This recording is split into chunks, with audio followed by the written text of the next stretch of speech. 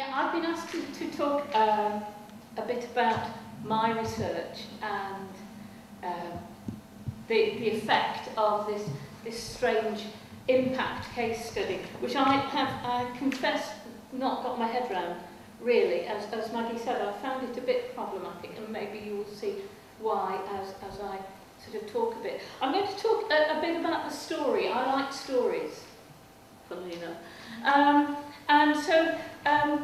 What I thought you might find interesting is the story of this research and how at various points along the way sort of certain impactful things happened, and whether they were calculated or accidental or happenstance is up for debate.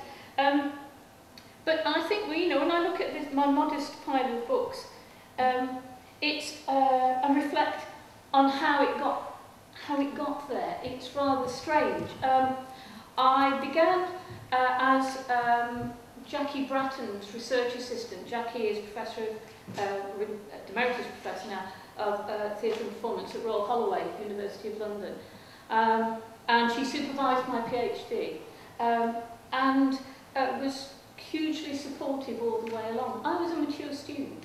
I didn't start any of this until I was in my late 40s, when certain things happened and were happening in my life. And so when Jackie said to me, let's apply for an AHRB, one of the last great institutions, an AHRB project, and we did, and we got it, and it was one of the very last big projects. I think it came to over £250,000 over 5 years. It was a massive project. There were only two of us. I thought myself very lucky. We projected lots of publications, but in the end we didn't ever write the ones that we said we would. And of course, that's typical of lots of research projects. Actually, the end product is often not what you expect it to be. And sometimes you get overtaken by the results of the project itself. So this is what happened to us initially, our first little bus stop on the journey. We had, in between finishing my PhD and getting this huge grant, we applied for a small grant from the AHRB to publish a book called The Victorian Clown, bottom of the pile. It was research. It was something that I had discovered and Jackie had contributed to whilst I was finishing off my PhD. Then we applied for the AHRB thing because I think we got it because we'd been successful with the Victorian Clown. I'll come back to the Victorian Clown. For 5 years on this project, I burrowed away in archives. This was prior to digitisation. I gave myself a frozen shoulder and carpal tunnel syndrome, and a dislocated wrist at one point, through working through 50 years of the stage newspaper, The Era, on microfilm. By the end of it, there wasn't much I didn't know about popular entertainment. And actually, I fell in love with The Era, and at one point would like to have married it. I was interested in how the jobbing actor worked, how small-scale theatres, exhibitions, venues operated, where they were, what happened in them. And I amassed the minutiae of the time. Were we thinking about impact whilst I was doing this? Not at all. So, it was 2006. We were getting towards the end of the project. They'd extended it slightly for us because I went part-time and started to work here in Manchester. The Victorian Clown had been published by CUP, and my friend Rod, who is a freelance journalist, wrote a piece for it about the local paper, and he was so pleased with it that he sent this piece to his mate, who is also an editor on the Daily Telegraph. It was a good piece, It focused on the discovery of a Victorian clown's joke book. Then there was impact. Actually, it was impact that we had no idea about. Jackie had gone on holiday for a fortnight to Crete or somewhere. So there was just me.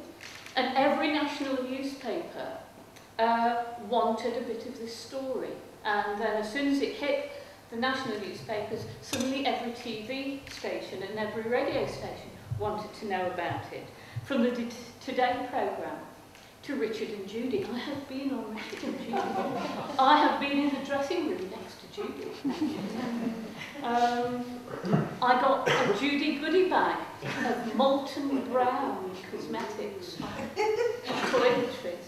And there was somebody on the show from Desperate Housewives, I think. But I never saw him because he was surrounded by bodyguards.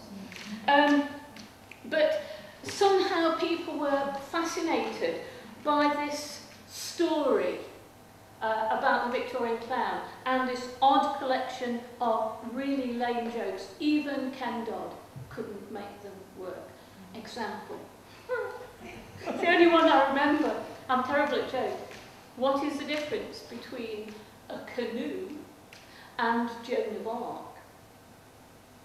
One is made of wood and one is made of Orleans.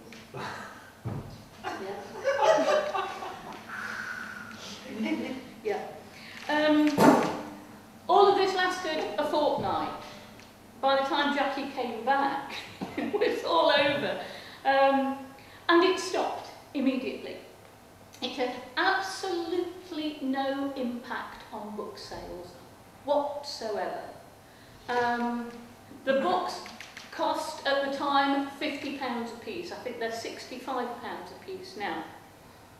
Since 2006, we have sold less than 500 worldwide, proving, of course, that you cannot calculate impact, in this case, on book sales. But it caught the media's attention and the public attention thereby.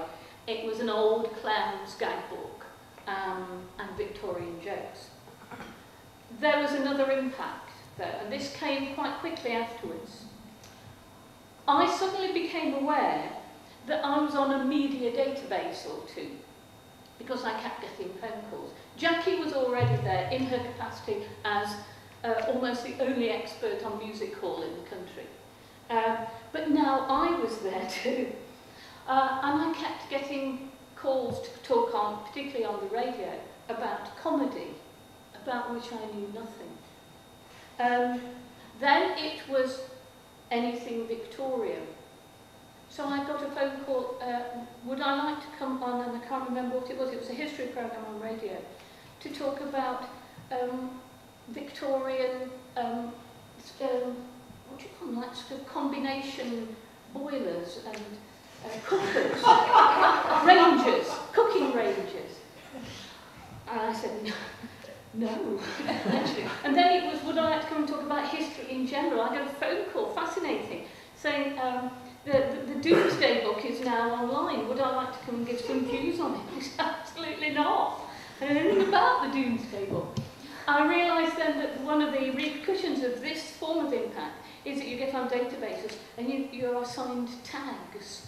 So my tags were obviously comedy, Victorian, history, and that's. But you know, I'm not kidding. It's quite nice to share. It's very nice to share knowledge and expertise. And I've been involved down to the Victorian clown, really, who started it all. There's some really interesting things. I feel really fortunate. I have met my hero, Ken Dodd. I sang. I do write academic materials, but this sortie into fiction is quite recent, from 2009, and was not a deliberate move. I didn't think, I'll see how my research looks as a novel. It was not like that. I don't know many novelists. I know quite a few sort of dramatists and screenwriters, but I don't know many novelists. But I have heard that writers like Philippa Gregory and Hilary Mantel, they do talk about having to do a lot of research before they start writing their books. I come at it from a different angle. I'm really fortunate, I suppose, because I've already done the research. I don't have to go out and find it. It's sort of on the inside. Because this sort of 5 years of the era, 50 years of going through the era, it sort of does embed itself in you at some point. And so the stories from Victorian newspapers and autobiographies of clowns and actors sort of get into your head. The minutiae of Victorian performing lives is always something that I've been really interested in, and it is, I'm sad to say, in here. The approach, of course, is different. Novels are not research, I hope, with a sugar coating to make them sort of more digestible. For me, what I know shouldn't be obvious, but it's still there underpinning the fiction. I've had some fairly good reviews, thank you, Jerome, and I know I shouldn't read them, but you do, don't you? But in the UK, strangely not terrific sales. I'm not a bestseller in the UK. And I've been given lots of reasons, and all of these have a sort of impact basis. They talk about the market being flooded, about publishers being preoccupied with established writers, about the difficulty for new writers to break into the market. I've done signings and I've done book festivals, and though they don't noticeably increase sales, there is this thing about visibility. People sort of want to meet you. They might not want to buy your book, but they want to look at you and see what a writer looks like, which is interesting, and they want to know how they can do it, of course. My publishers are always keen to wave the flag of my academic credentials. That appears on the blurb, and it's on the website and all sorts of things. Does this give my novels credibility? I suppose it must do. Because I teach in higher education, perhaps they think it means I know what I'm talking about, that the readers are getting the real McCoy. This is, I'm told, is certainly the case in Italy, where apparently I'm a bestseller. And this tag of professore carries weight and cachet. So I've struggled to think about my novels as part of my research output, which is why I was surprised when Maggie and James said that they wanted to include them. And I suppose that is because of how they are written. They're written from the inside out. That in no way affects how I approach them. I don't think, oh, yeah, I must get that menagerie into book 3. It sort of doesn't work like that. But I do find that something that I've been working on or thinking about, and sometimes even teaching, sort of wanders into the books.